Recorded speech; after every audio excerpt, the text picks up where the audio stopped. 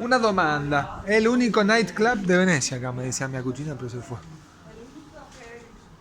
El único nightclub, discoteca de Venecia, que obviamente está cerrada, es un antro. Que lo parió. Llegamos tarde, loco. Creo que llegamos 10 años tarde. Andiamo per di là.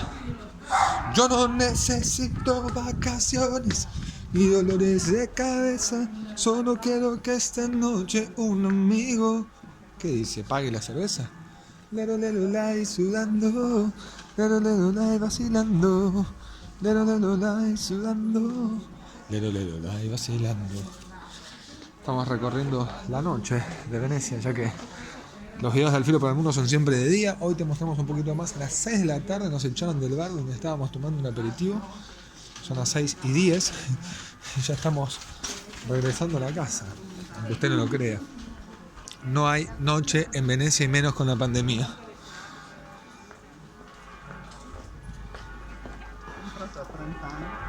Que suenen las campanas.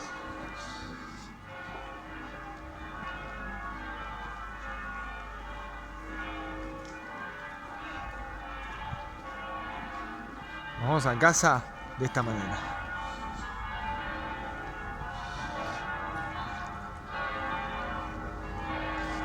Bye bye.